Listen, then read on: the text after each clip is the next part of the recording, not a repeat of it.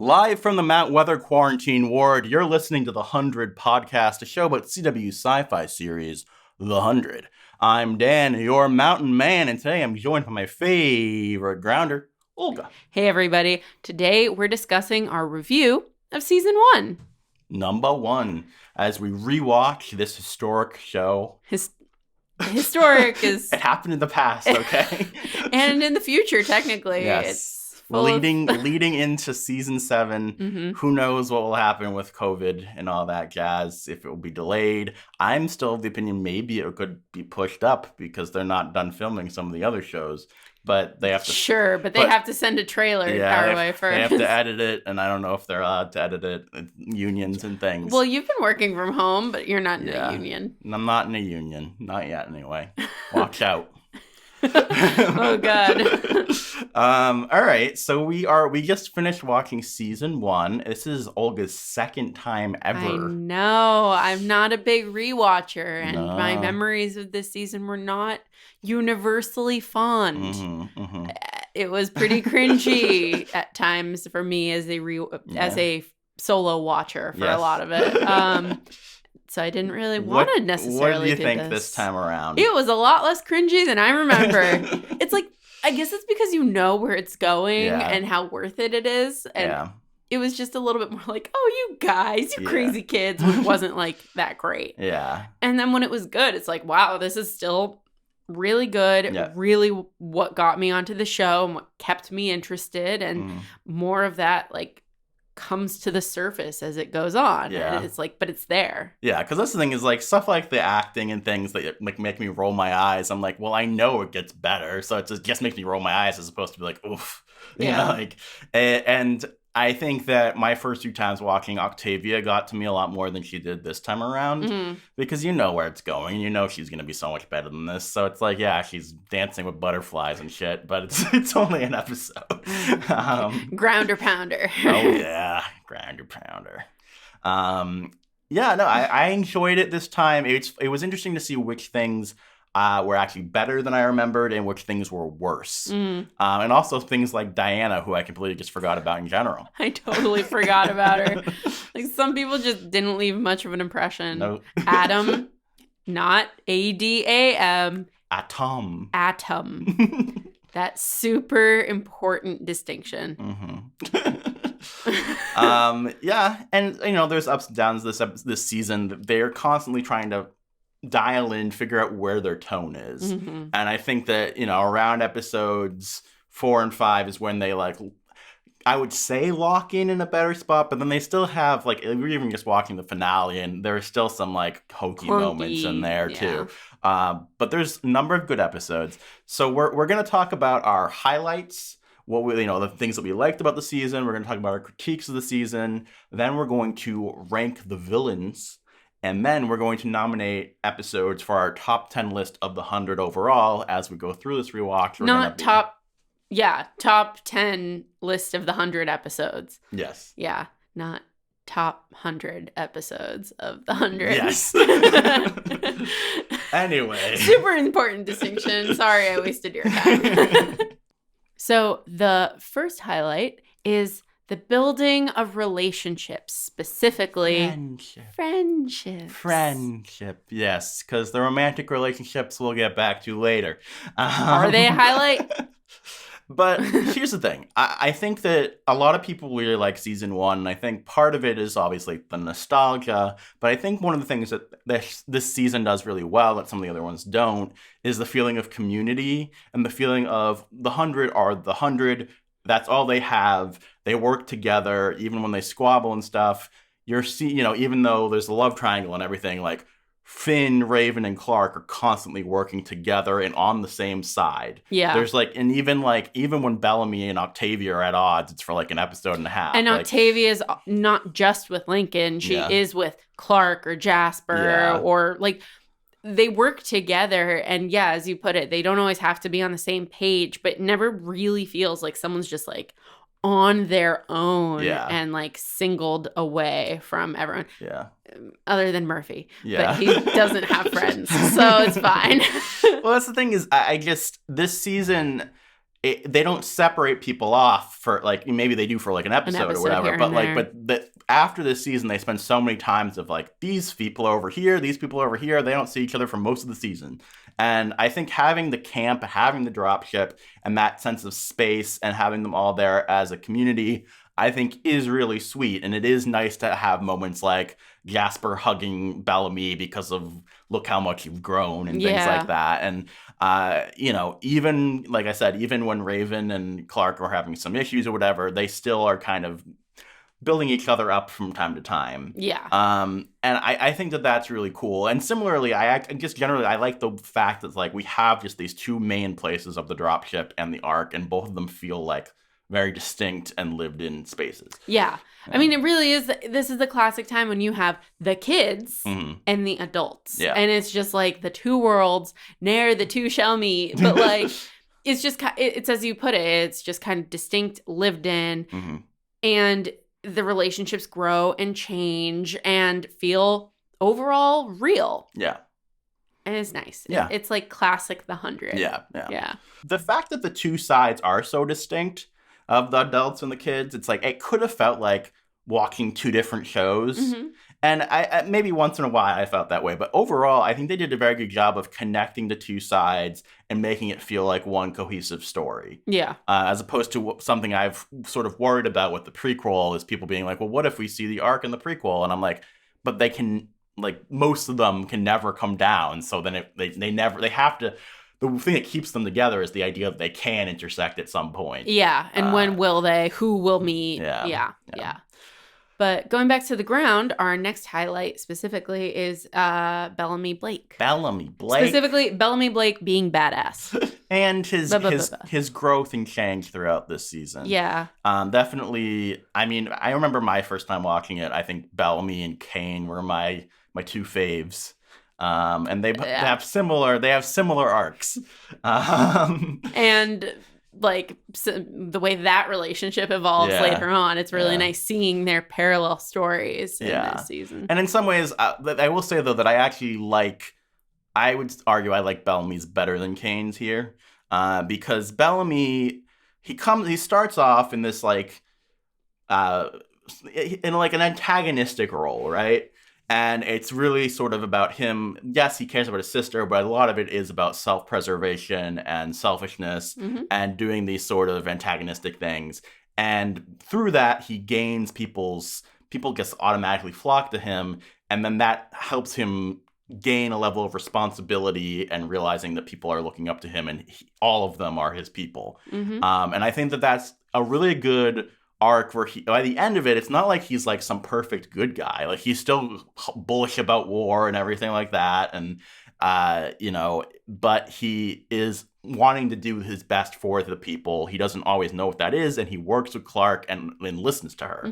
And I think their relationship together works really well, as opposed to someone like Kane, who, they have the similar thing of like bad and then become good. But Kane was always trying to help people just in a sort of misguided way.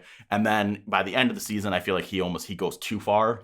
Yeah. He's too much of a martyr by the end, whereas I think Bellamy... He keeps looking for ways to martyr himself. Like, actively. Yeah. I mean, you're right there. But, I mean, Bellamy definitely has, just focusing back on him, he has his, like, hokier stuff and everything. Whatever the hell we want. Yeah. The Batman voice, sure. But also, again, it's like he starts off as this just like douche. Yeah. He's just like a straight up douche. Yeah. And you're like, oh, but he has a sister he cares about. And it's like, that's not redeeming. It's fine. And then it's just like his regret, his growth, his like, again, learning to care about other people and in a way like opening himself up to being hurt again. And like showing vulnerability, like it's really well done. That part is very good in season 1. Now, one thing I think we put as a subhead here on the outline, the radio thing. So Bellamy destroys the radio that Raven comes down with, and basically that's a big sticking point because that's when the culling is going on, and if he hadn't destroyed that, it would have stopped the culling from happening. Or would it? It could have let them know that people are alive on the ground. And, you know, they tell him that, and then he, like, helps them try to look for the radio and come up with... And that Jaha's alive. Yeah. Yeah. But the thing is that, like, he already knew that there wasn't enough air on the ship, and he basically could have figured out the culling with if he put any thought process into it before he destroy the radio, right? Yeah. So, yes, he regrets it, but I think that, to me, this is in some ways similar to the season 3 infamous Bellamy thing, where it is, the writers wanted him to do something bad. They went maybe too far in what he did. Yeah. Because the radio, like, you can say, oh, he wasn't thinking, he was just being selfish, but, like, like, he very directly led to the culling occurring. Yeah. And he didn't just, like, steal it and bury it or something. He, like, threw it into a river. Not a lake, a river, like... And he did it solely for personal reasons, personal preservation. Like, it might have been a lake. But the point is that it was just, like, he didn't just a little bit fuck up. Yeah. He really fucked up. And usually when people do dark shit on the show, like, at least our people, it's because they're protecting somebody else or whatever. Yeah. This really is a selfish act. Mm-hmm. And so I almost, in order to fully enjoy Bellamy's arc this season... I have to just kind of minimize this in my brain. You just have to find... Again, I just defend him, like, but they could have run out of air anyway. Like, but... I understand his impulse to do it, but we just don't... Like, nobody talks to him, and then he... Like, it just... You don't see his brain waves, and he just makes him seem sort of stupid when he's, like, surprised that they might be doing the... Like, it's... I don't know. Like, it's not great. Yeah. Yeah. I mean, all that being said, I really do like in Day Trip how they have him sort of deal with that visually and everything. It doesn't solve the problem, but I think that was his grief and the way that he acted that I thought was great there, and his guilt. And then I think the next thing we had was his interactions with Clark and how that built over the season. Yeah. What did you think about that? I mean, again, they start off in such a, like, distant from each other place. Like, it's almost annoying. Mm-hmm. And then the fact that they, like, genuinely win me over as, like, co-leaders, working together, still of different minds, but, like, able to compromise and stand up for each other. Yeah. Like, it is so skillfully done. Like, I almost... don't even know how they pulled it off. Yeah. Well, I think the thing is you see Bellamy evolving, and then you trust Clark, and Clark sees that there's something in Bellamy worthwhile. And so I feel like that's when it clicks, where it's like, well, I already know she's a good leader and she's someone I should trust. And then when she says they look up to you and we need someone like you, it really does make it see, like, she is a good leader, but she also sees that he has things that she doesn't have. Yeah. I can be fun. Yeah. Oh, my God. I love that. Oh, my God. That was so great. Like, type A Clark. So good.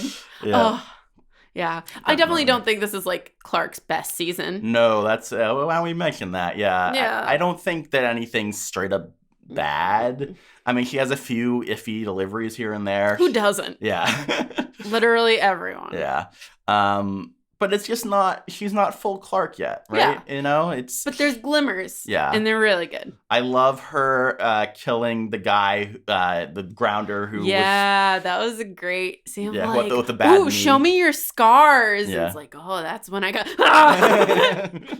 Yeah, very... I'm just a silly little girl. I don't know what you're talking about. Shh. Yeah. Die quietly now. Yeah. It was so good. Like, that's badass Clark. So, and I think Bellamy, badass Clark. Actually, speaking of the Bellamy, badass Clark, I think one of their first really nice moment together is when she's killing Adam. And she, like, is Mercy killing him. And she sees, this is also when she sees, oh, Bellamy's multidimensional because he can't do it. Yeah. Right. Yeah. Like, he could kill Jaha because it was Octavia on the line in a way, or him never seeing her again. Yeah. And, you know. Yeah, I think that's a really good moment.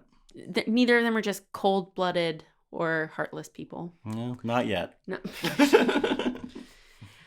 So we kind of touched on it repeatedly already, but one of our next highlights is actually the arc, or the adults overall. Yeah, I think that the balance of Jaha, Kane, and Abby and the council and all of their moral dilemmas. Yeah. It's a definite high point. And whenever you're getting a little eye roll at the kids, it's nice to go over to the adults. Yeah. And then when you get a little eye roll at them, you go back to it's a nice balance. Yeah. How do you feel about like Abby in this season? Honestly, I think this is a good Abby season. Yeah. I like, oh man, you talked about it a lot, but again, like the evolution of Kane. Even Jaha, like the idea of a president or a leader, it can be kind of tropic. You can have a very kind of one way of delivering it, and Jaha does not do it that way. Like he really stands alone. You were talking about Kane being a martyr, but Jaha's martyrdom is also repeatedly thwarted, and yet it doesn't get old. Yeah, I think I personally prefer the Jaha martyrdom stuff because I think that it feels more down to earth to me. No pun intended. Like I think something about the way Jaha is portrayed, I feel the weight of his like. It feels like decades of decisions and hard choices, right? Yeah. And it feels like he needs to let go, and that's part like because there's that level of like Kane even calls him out for like running away at certain times and stuff, right? And whereas like Kane, it feels like just very like almost over the top in a way that I feel like Jaha is a little bit more understated. Not to say that I don't. I think I'm struggling with the fact that I know that this is like how Kane stays for a long time because I don't think I had as much of an issue with it the first time around. Yeah, it's the reverse of nostalgia. It's like this again. Yeah. Just to touch back on Abby, since I think we kind of skated over her a bit. I mean, she definitely has like an interesting storyline going on. Like she's the reason that Jake got floated. She thought she could trust it. And her relationship with Clark from afar, trying to protect her, looking out for her. And then we have this really interesting thing of her basically like adopting Raven. Yeah. And what she's willing to do there. And that's like, that was probably my favorite Abby. Yeah, thing. I was going to say, the moments where Abby's working with Raven is my favorite Abby for sure. Yeah. And I think this might be her best season. It's definitely the season where I like her the most. Yeah, but personally. You're not necessarily the biggest Abby fan. Yeah. But she has some really solid stuff going on. No issues with her at all this season. Yeah. Okay. So next up, I am very proud of this bullet point. And the next highlight is Murphy's punchable face. Yes. And what a little shit. Boy, does it get punched. And worse. Yeah. I mean, talk about like a villain that you love to hate. Yeah. He's great from the get-go. Yeah. I would say as far as I remember, he has no bad line deliveries. He has a couple clunky lines, but that's just the show. Like he just embodies that character, even if you don't like him in season 1. No, you gotta respect. I fucking hated him in the first watch. I was like, this kid needs to die, and then he keeps like surviving shit. And now that I know where Murphy goes, I'm like, go Murphy! Like you got this. You get beat up right now. It's more to come later. Like it's just you really start to know where like you can tell that he has his character's like background motivators and his trauma on lock. Like you get it, and I sympathize with him so much now. And it's just like you kill your killers, like your potential murderers. Yeah. Well, the thing rooting is, for you. Yeah, I mean, I think that also like knowing. I believe it's like the beginning of season 2 is when he has that long talk with Raven about like where he came from and how like he was mistreated growing up and stuff like that. And I think, he comes in with a chip on his shoulder, and he's kind of the more intense version of Bellamy being like, oh, the working class have been put down and all that stuff. Yeah. And he's just been kicked his entire life. And so he does not, take it well when the hanging happens. And I think that they did a really good job with him because his motivations are totally valid. Like, okay, he's going too far, but like Bellamy did try to hang him just because people told him to. Yeah. Like, it's very like you could write that storyline from Murphy's perspective and be on Murphy's side. If you there are so many storylines where it's like, oh, I was mistreated, I was beaten down, and I'm going on my vengeance tour. Yeah.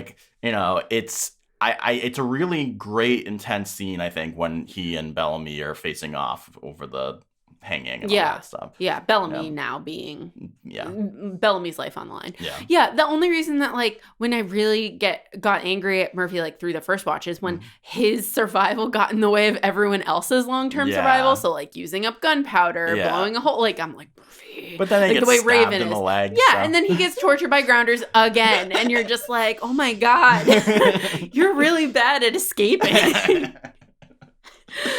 Murphy. So, you touched on the hanging and his kind of revenge, and the entire thing that sets that off is Wells's murder at Charlotte's hands. Yeah. So I always thought that was for me one. I think that was the first turning point of a few on the show where I just did not see Wells dying coming, especially not in that fashion, and then followed by a little girl committing suicide the next episode. Yeah, we have a proto-Clark commit murder, and you're just like, oh, okay, and she dies at her own hand the next time. Wow. Yeah, I mean, it's definitely just not something you see all the time.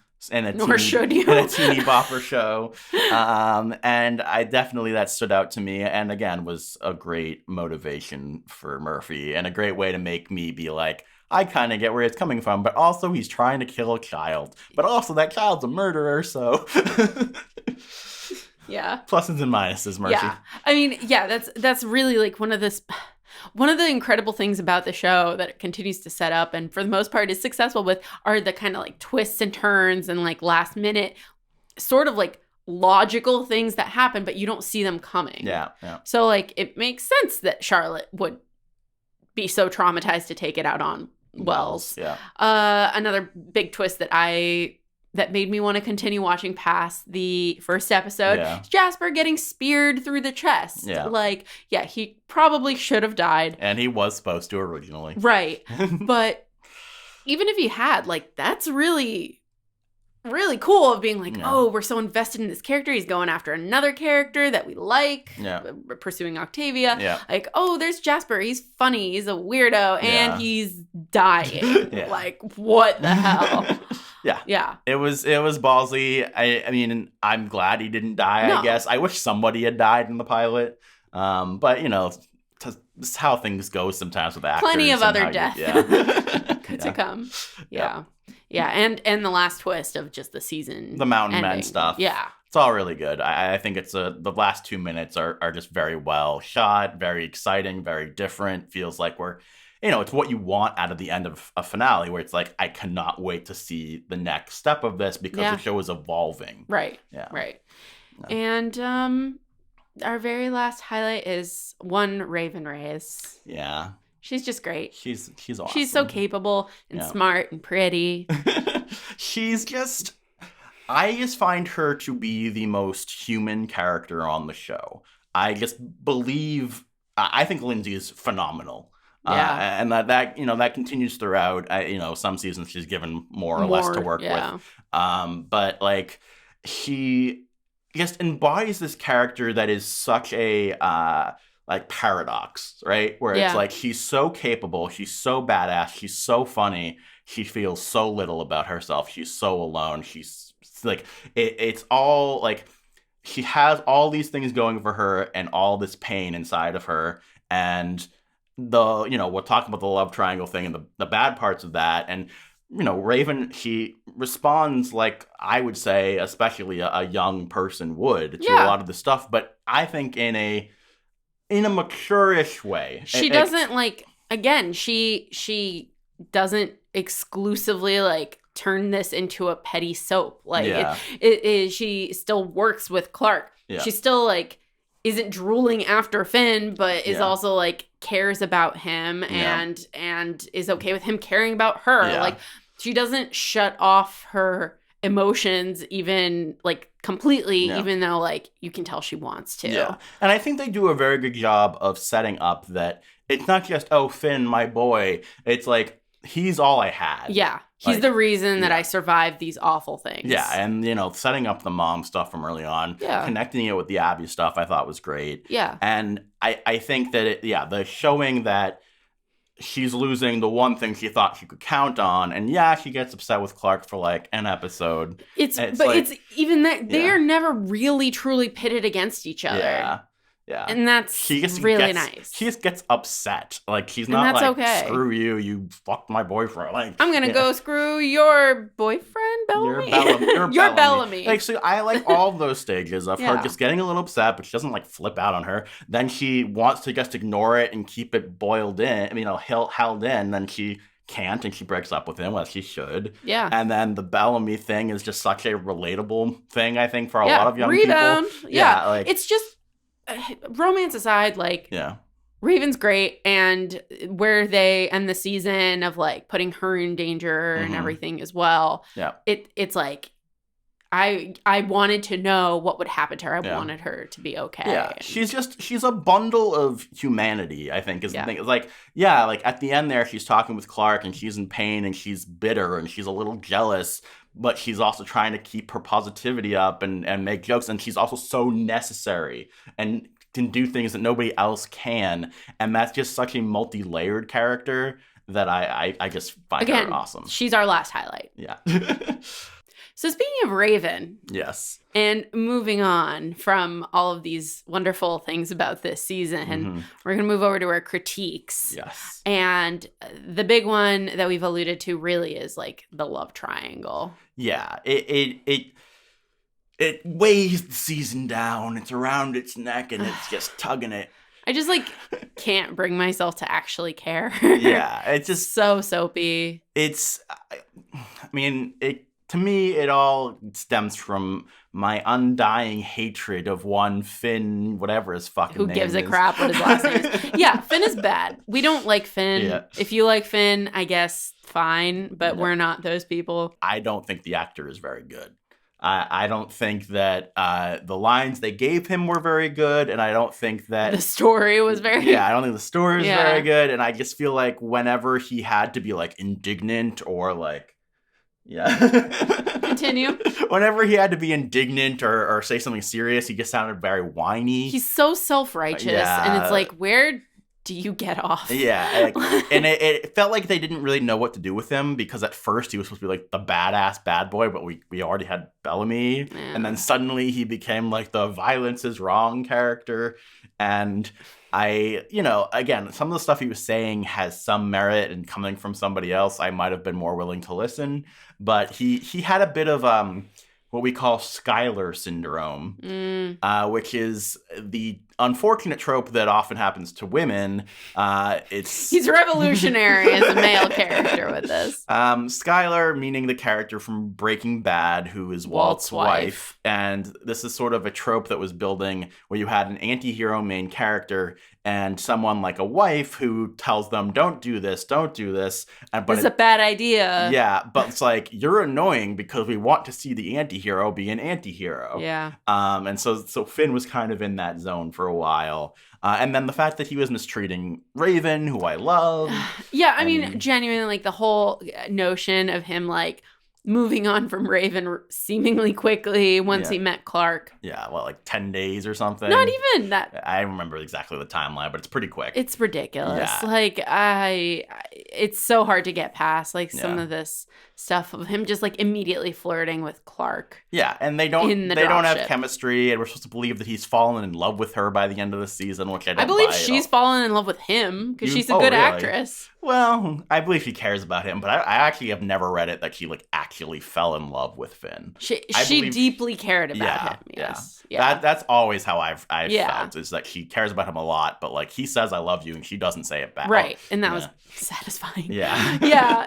I mean, it's just when the highlight of this love triangle is that Raven and Clark end up not fully hating each other at the end of it, it's like, great, this is good. Yeah. This is a good outcome. And I think the other thing is that it stands in such stark contrast to, like, in the same episode as The Culling is when Clark finds out that he had another girlfriend, right? And so it's like, when you're when you're in this thing of like super high stakes, really intense, serious shit, and then we're cutting over to this super tropic, lame triangle, it was such a symptom of them not knowing what they wanted. Yeah. And us not being happy with the results. No. Yeah. And again, you sort of mention it with Finn's acting, but like, and we talked about it a bit, genuinely like so many clunky lines of everybody, and like weird acting, like maybe some weird direction too. Just like there are some weird camera choices that are just like really goofy, and the music at times is way over the top. I like certain musical things. I mean, like we just watched the finale, right? And it's like I like the exit music for a film song, especially with like Jaha with the glass raising and that's good. But throughout the finale, there's like really intense score at moments that make it. We're leaving the dropship. Super intense, dramatic music. We're going back to the dropship. It's like intense. Yeah. It's they kind of over the top at some points. Yeah. And definitely, I think a lot of the actors and characters are finding their footing. Just finding it. And that's okay. Like, it happens. But I'm glad it's in the past. Yeah. But yeah, like some of the weird production value issues, like some weird CGI. The butterflies. Don't get me freaking started, guys. I do like the deer. The deer was good. But like sometimes like you just Kane and Abby like coming out of the ark and like looking over this super CGI lake. Like, oh guys, come on. Pretty CGI. Yeah, it wasn't great. Like, oh, look at this beautiful landscape. And I'm like, you're standing on a green screen. Yeah. To be fair, you always have to give them their season 1 budget and the CW budget, right? I know, but it was just it's a little harder sometimes to buy in with a sci-fi show. Yeah, I do think they do a nice job with the arc overall. Overall, the production of the arc is good. Yeah, they do what they can with what they have. Yes. What's next on our critique? The next one is Linktavia. Yeah. So how do we talk about this? I mean, I like them in season 2, I think. I haven't rewatched season 2 in a while. But stay tuned to see if they appear on our highlights for season 2. Yeah, it's... The way they set them up, it's the same thing. This whole season is like the Romeo and Juliet style of romance. Yeah. It's like in such a stark contrast to something like Bellark, if it is happening, that takes, slow burning, building up connections. Where you have Lincoln and Octavia just sort of see each other and fall in love. He just sees her from a distance. They don't talk, and he pretends he doesn't talk, and she falls in love with him anyway. And then he speaks, and he just says, "I'm Lincoln." And she's like, "Wow, he's so dreamy. I'm willing to betray everything I've ever known for you." I mean, but at the same time, it's like you have her set up as like, these aren't my people either. They don't care about me. I'm a freak to them. Yeah. But it's just like too fast, too furious, man. It's such You're podcasting on your own. It's very fast, and it makes me, and by the end, actually, I think it ultimately helps Octavia as a character. It takes a while, but eventually the fact that she does go back for Bellamy, she's not going to run away with Lincoln, that's an important, her not just being the teeny bopper character anymore moment. Right. Like, she grows through it by the end. But Lincoln, to me, his love for Octavia really makes me not care about the character that much for most of this season. Because I'm just like, he seems so based on accelerated. Nothing. It's so like, she's kind, she's an outsider, like me, and it's like, are you what is happening here?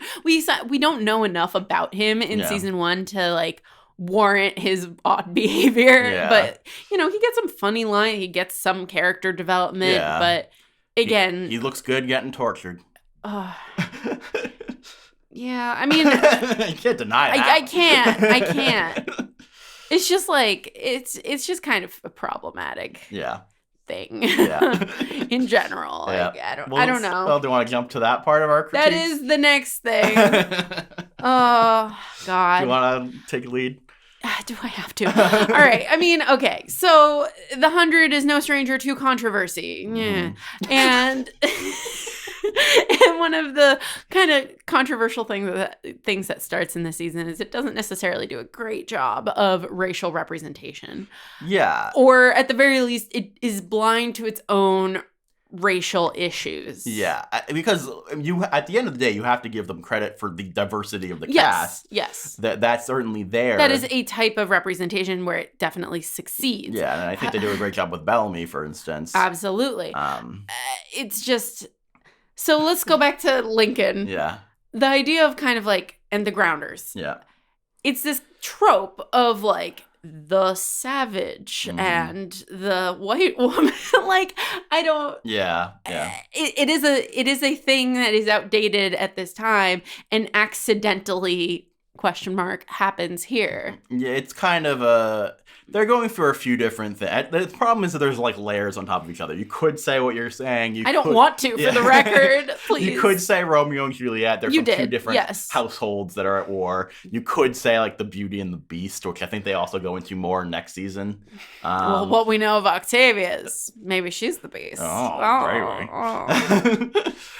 I think there's definitely throughout all of the seasons, there's certainly questionable things about the way the Grounders are represented and the way the Reapers are represented. Yeah. And I don't think we're the right people to really delve deep into that. But but I think it's important to mention it. To bring it up. Again, just like the accidental like continuation or association. And I think accidental might even be a little kind.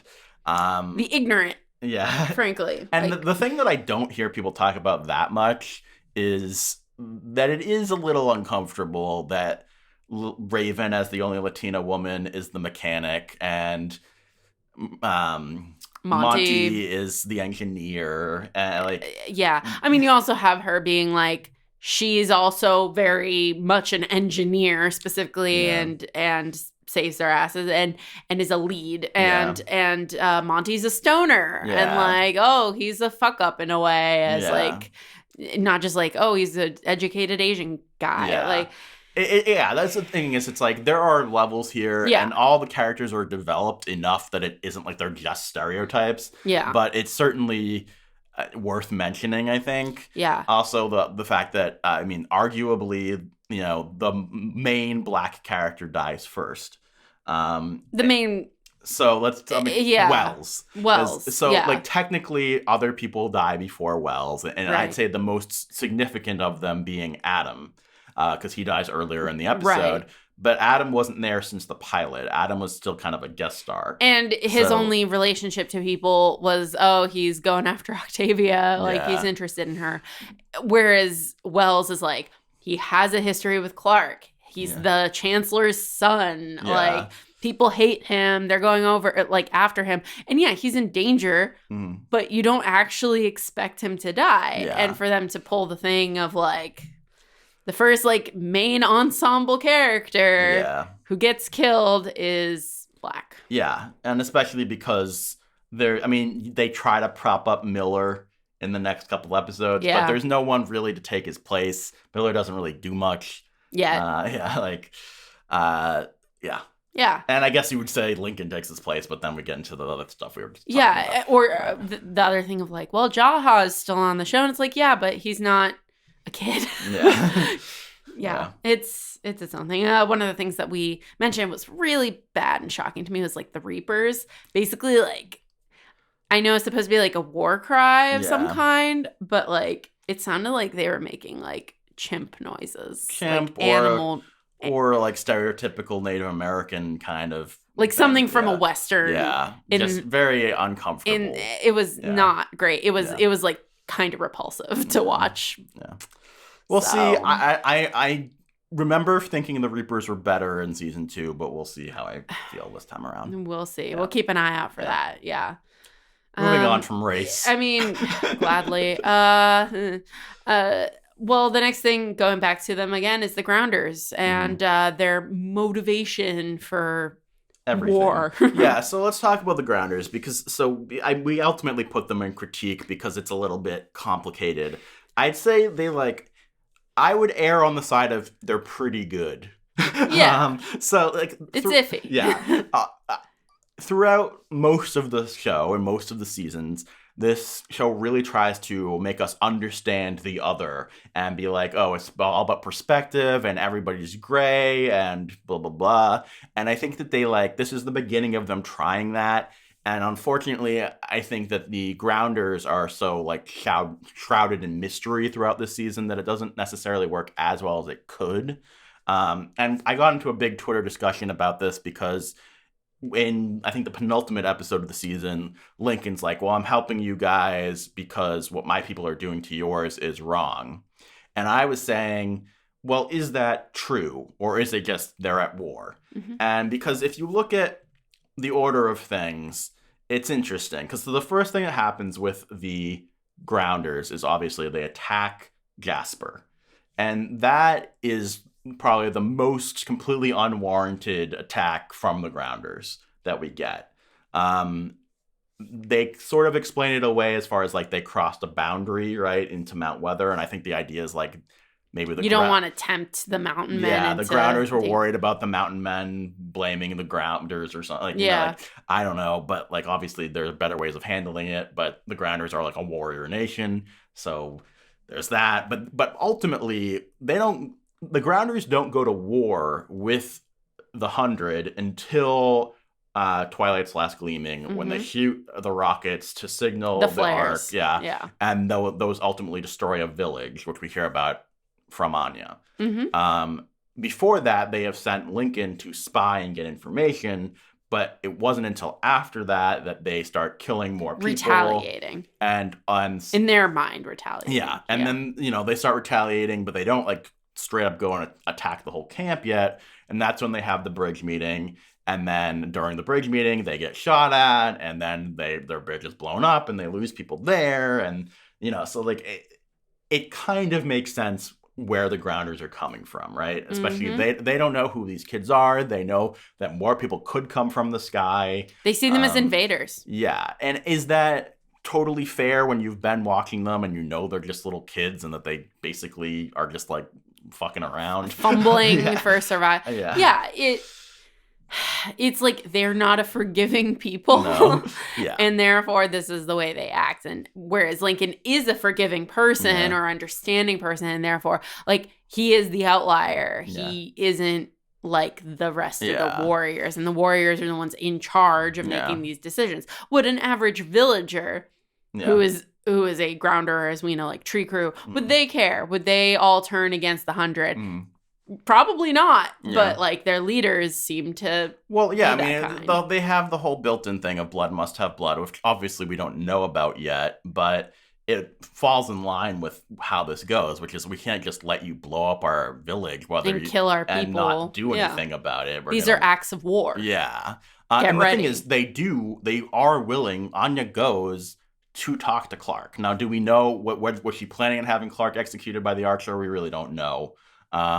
But she's willing to talk to her before they've like really upped the ante. Yeah. So I think that there's levels of complexity there. I like that they have her second die from the bomb explosion. Mm-hmm. I think that if maybe they had hammered home the thing about the flares a little bit more and like, explained that a little bit more in depth, that maybe that would have helped. But ultimately, I do think they come off more in the negative light, and I think to a certain degree that's also because they end up bringing in Tristan, who is much more of a just like rah rah. I kill. Yeah. Overall, how do you feel about it? It's a mixed bag. Yeah. Like it really. To me, the Grounders are just in general such a complicated thing because it's been like, we know it's been 97 years and like they have their own language and their own like. Do they speak their own language in this season? I don't know if Trig comes up in this season. It doesn't. Lincoln just like pretends like he doesn't speak English. Yeah. You're right. It doesn't. We certainly don't get subtitles, I don't You're right. think. Okay. The point is, I guess in that sense, I revisionist history, but arguably the Grounders make more sense in season 1 than they do in season 2. Huh. Yeah. Huh. Yeah, it's just a complicated thing of like when they're trying to do the dichotomy of like these people have technology and they're advanced up here, and these people know how to survive Earth as it is now, and therefore they're more capable and like dangerous. Yeah. And it's like, well, but it's only been 97 years. That's like people have great grandparents still alive that old. Like I'm saying, I know radiation probably shortened lifespans or whatever, but that's just like a few generations apart from the bomb, and one place remembers it and like is very educated about it, and another is just like devolved into we wear scary masks and ride like freaky horses. I know that parallel is supposed to be what's interesting about it, but it just comes off as very distracting to me. And not necessarily a like universally well done thing. I mean, I think the thing I always found so funny is that the books actually have way more of a time period go between the coming to the ground and when the apocalypse happened. It's like 300 years or something. That makes sense. Like, why did you change that? 100. It's not. It's 97. If you're not going to do 100, just make it 300. Make it make sense, guys. Very, come on. Very strange choice there. But I think I like feel the looming threat of the Grounders. I think they do a pretty good job from that point of view. Yes, and I do feel bad that so many of them got burned up by the dropship. That's going to come back and bite them on the butts. Yes. All right, so we teased this earlier, but now it's time to rank the villains. All right, so we have to talk about how we want to do this. I want to keep a running tally, right, of throughout the rewatch of who we're ranking. And so we're saying Murphy is one, Diana is one, and do we want to say the Grounders overall? Do we want to have the Grounders and Anya as two separate things? No, let's say the Grounders. Okay. Yeah. All right. So I'm going to put forth at number 1, Murphy, number 2, Grounders, number 3, Diana. How do you feel about that? I feel good about that because Diana is not worth ranking higher than number 3. I mean, arguably, she put everyone in the most danger, but she sucks. I just didn't love that character, and I think that she was a means to an end. Yeah, I was sort of frustrated by the fact that like that was another thing of they could have gone more gray area than they did, because it's like they had this whole idea of like, oh, Jaha has gone too far in the past, and like, should we be on his side? And then the other side is like the workers and stuff. But when Diana was the head of them, and you just knew that all she cared about was power, it kind of diminishes their entire point of view. Yeah. Especially when you see Jaha trying to be better now. Yeah. You know, it is fine. Yeah. She's fine. So are we gonna... How many villains do you think we're going to end up having? No matter what, I think Diana's going to be the last spot. We'll see. McCreary exists, but he's better than her. Yeah. Okay, fine. Graveyard McCreary. We'll see. People crack myself up. People should write in. I want to know how we should do it next time for season 2. Do we do the Mountain Men, or do we separate out like Dante and Cage from each other? Because I feel like they're so different. You know? Yeah. And Cage is like more pure evil, but does that make him a better or worse villain than someone like Dante, who's like less pure evil? Yeah, I would say villain does not necessarily equal evil. Yeah. Like, you can be a villain, but I can still sympathize with you and still... Yeah. Your reasoning can make sense. Yeah, like right now, Murphy is our number 1, but obviously he's not even going to be an option next season because... we love him. Right. So, we love him now. Yeah. Yeah. Do I love him in season 1? I don't know if I'd go that far. When he spurts blood up that one time. When he pees on the guy. Oh, good times, Murph. Good times. Y'all, Murph. All right. So the other thing we're going to do, like we talked about, is we are going to nominate a few episodes to go into the top 10 list of the series overall. Mm-hmm. So we're nominating 3 episodes here. Yep. They might get bumped off later on. Almost definitely some of them might. Yeah. But what are the 3 episodes we're nominating? So one of the first is Twilight's Last Gleaming, episode 105, the Calling episode. Mm-hmm. Contents Under Pressure, 107. The torture episode. Yes. And Day Trip, 108, the high, sexy, tortured emotionally episode. Yes. So we have to talk about how we want to rank these. I think that for me, I'm very torn because the culling, I love the culling part, but I don't Everything else is bad. I don't love the stuff on the ground. Yeah, it's not that great. But the culling is so good. It's so good. What do we think? Do we think that... do you have a number one out of those that jumps out at you? I'm going to just skip number one spots for now. Okay. Like, I'm just sliding in these episodes in the bottom half. Well, no. Well, we're just going to leave them at the top 3, and then they're going to be pushed up and stuff. Okay, so we're not filling in our blanks. No. Okay. Yeah. All right. Well, in that case, I think I would put Twilight's Last Gleaming as number one. Okay. And then I would put... I'm going to put Day Trip at number 2. Yeah, I was going to say the same thing. Yeah, and then Day Trip number 2 and Contents Under Pressure number 3. Yeah, I'm pretty on board with that. I feel like I could trade Day Trip with... Contents Under Pressure? No, with Twilight's Last Gleaming. Because I don't like the stuff on the ground that much. But I think overall, you have to give the culling. Like, that was the turning point for me to watch the show and stick with it. But I do want to say, Day Trip, very good episode for character development. Mm-hmm. Good comedy, good drama, good building of relationships. Definitely a good episode. Anti-grounder stick says it all. Yeah. All right, so we're going to lead into one email that we're going to read this week. We don't want to do like a ton of feedback each episode, so if you want to send us an email, we will probably read emails, but we're not going to dive into tweets and everything because I've been talking with people about all the episodes, and that's a lot of tweets. But if you want to email us, you can do so at the100pod@gmail.com or go to the100podcast.com. There's a contact us form. That's what this person used, actually, and they contacted us. So what did they say? So NJ wrote, "Hey guys, I'm rewatching the series as well as we wait for season 7. So I thought I might as well give my 2 cents about each season 2. Let's start with season 1. Here are some thoughts. The pilot was not as cringy as I remembered, but I forgot how much every character except Clark were either a dumbass or unlikable or both. That's why she's the thinker.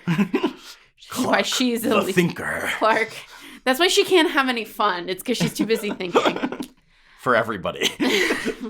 For 100 dumbass kids who got sent to prison, yeah. The culling was a great moment. I forgot it happened this early in the season. Oh, yeah, because if it happened later, I don't think I would have lasted. Finn really was unlikable from start to finish, and the love triangle was unnecessary. Season 1 was Season 1 was, I think, the best Raven season. She really shined from her introduction till the end of the season. It's funny how Abby kept committing crimes on the arc, and yet she dodged execution every time. Yeah. That's the Griffin way. Either you dodge execution or you do the executing. Or you get really executed. The vacuum of space. Only options. All right. Yeah. Thank you. There's more. Oh, there's more. But wait. There's more. But wait. The end of season 1 was really great. I don't think I've seen a show have a turnaround for the better so big in terms of quality. Season 1 definitely has the smallest budget. All we see the entire season is the ark, the dropship, some tents, and some trees, and a bridge. And a cave. A sex cave. Sex cave. 1-800 sex cave. We do not endorse whatever you discover at that phone number. Oh my God. Let's find out. Next time on the 100 podcast. Overall, this season is still the weakest for me, but the worst season of the 100 is still better than lots of other shows out there. Can't wait for your season 7 podcast. All right. Thank you. They bring up an interesting point about it. Do you think this is the weakest? Obviously, we're going to be rewatching, so we might change our mind. But... historically, that is what I said, is that this would be the lowest ranking season. But it's not as bad on rewatch as I thought it would be. A lot of people think 5 is worse. I think that's hard. It's debatable. I mean, worse is a complicated recency thing. Bias is difficult because now I'm like, this wasn't so bad, but season 5 was bad. Season 5 definitely has higher highs. It also, but I can't even say it has lower lows because the lows of this are just like bad writing and bad dialogue and bad acting. Yeah. The lows of this season it was finding its voice and figuring out It has more its disappointing character moments, I would say, in season 5. Yeah, because you expect more. You're closer to the characters, whereas here it's like, oh, it's a CW soap that has some real, like, amazing things in it. And it's like, yeah. And then once you know what it can do, it's like a lot more painful when it disappoints you. Yeah. Do we want to? I mean, I've been spitballing, workshopping, one might say, the idea of actually giving ratings to things this time around. We want to rate it on a number of delinquents out of 100 delinquents, out of 100 survivors. How many delinquents are you going to kill? We don't have to. I'm thinking. I'm like, all right. Okay, so I'm going to give this season an 84. Whoa. That is higher than I thought you were going to go. Recency bias. Really? An 84? You're only killing 16 survivors. No, you know what? I was like, what's a B-? But not too far into B-. And I think an 84 is just a B. I don't know. I wouldn't know. Oh my God. I'm going to give it an 82. I'm going to give it the number that Bellamy said that they left with. Yeah. 82. Or technically Clark said. Yeah. Yeah, I'm going to kill the 18 grounders that Bellamy counted before no, they 18 delinquents. Yes. We are grounders. Dump. I am going to go with a 75. That low. I feel you like think it's a C? See, when you put it in those terms, so that's the thing, is like a 75 versus a C are for like two different things. Yeah, that's because anything below. That's because freaking there's such a big failure. Yeah, grading is stupid. I'm thinking of it as like a 7 out of 10. Yeah. As opposed, so I'm saying 75. I'm killing 25 delinquents. Namely Finn 25 times. No. Finn 24 times, Diana once. Okay. Deal. Pleasure doing business with you. And with that, if you guys want to be part of this, you can. Why would you want to be? First of all, comments down below, and I'll talk to you there. Tweet at us at the 100 Podcast on the Twitters, and we're both an audio and video experience, so sorry. Olga's on the crack. All right. May we meet again. May we meet again.